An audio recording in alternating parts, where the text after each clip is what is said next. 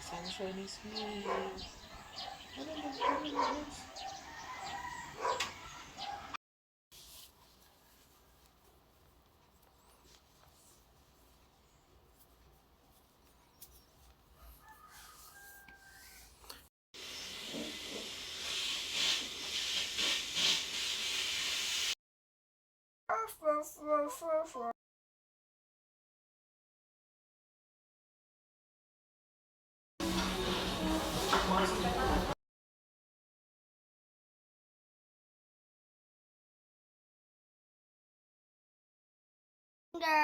Rafael and Kuya Miguel. Punch finger, Rafa.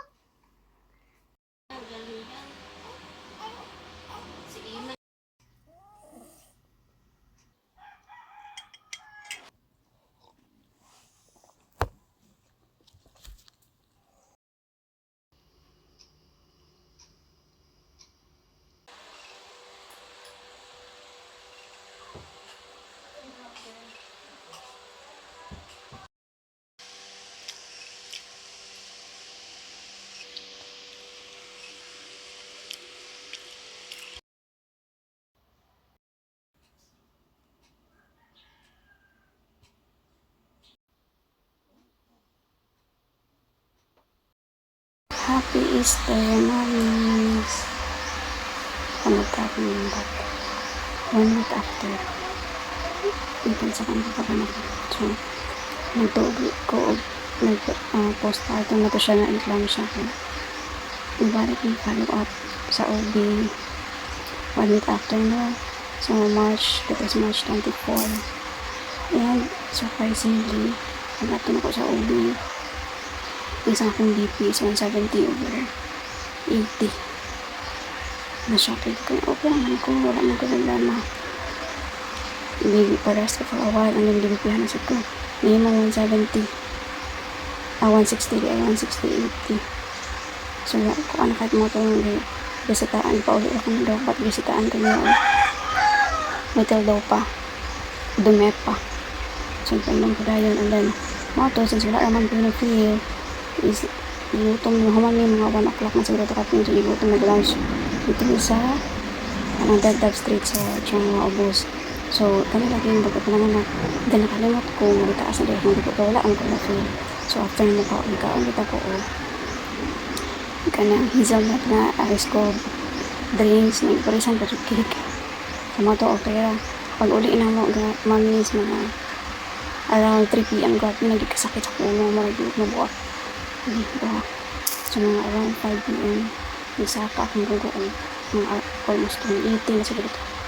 So nirush din niya sa Lady of the Rose sa Awan Hospital kapag nangit ka sakit sa kong ulo nataas akong BP. So nirush niya dito akong pag-abot dito ang BP is 150 over 100. Pa-emergency punta ko nga confinement. Matulad may gidawat since matulang ko na nga nagpabalik ko na dito sa Chongwa. So, aming buhat. Wala lang hindi balik. Kitagaan ng food. Tapos wala sa sakit sa ulo na Jessic. And then continue na mo ang nagdadaw pa. Katong dumer pa. Every 4 hours. Mainos pa ang only. Taas na yung sakit ng ulo. Pagkaman na yun. And then, nainom ko itong Jessic. Nawala. Nakatugo. Pero taas pa ko naman ko. So, magpa-continue monitoring every 4 hours na ang dumer pa. And then, hingin mo sigog ka ng mugat. Hindi elepante, hindi laga. So, mato monitoring. Salamat sa Ginoo mamis after mga 3 days ni normal akong dugo. And then, ipa-check sa ko ni Doc pre-incline siya na test. Roll out na test. Itong SGPT, CBC, urine. And then, thanks God. Negative man. So, wala ako confine niya. Kaya naman siya ipa-confine. Unta ko. Kaya mag-magnesium ko no. Ang butang o magnesium siguro yung confine for 1 day. May lang yun kay wala ra siya. And ang diagnosis ni Doc sa ko is transient hypertension. So, kanang nikalit lang ko noong taas kay since sa 9 months na ko, normal naman gid akong dugo. Akong BP 90, 60, 100, 70, ano pa. And then, mauto. Tungo daw to siya sa stress kay night before nangod ana 2 hours ra akong tulog. And then, kuan pag ko coffee tas nag tamis so mao to so karon careful na gid ko sa akong mga kaon so mga na mga sa gabi gid gulay lahi gid ang pagmensin mo kay nakagawas ko after 3 days and then kaning wala na kita gibati gas ko na so feeling na wala kay kagikat paghiwa so ako ni nagligo sa akong baby ni kagabi nang dili ako mag-ask kung kuan ha so mao to na overstress sa kanan ang dugo so pinanglan din mga na for the kuan ko na ilang giingon i-suggest for 6 weeks kanang rest lang sa gid ka ask for help sa mga tao sa balay kay after 6 weeks na ko na may window na makabalik ka matong lawas labi na cesarean ka so ato ang asa di ko i-help dili na ako magligo and then kaon lang sakto sa oras so before hinatdan ko og kaon after ato di ay so ato and then sakto na gid na kaon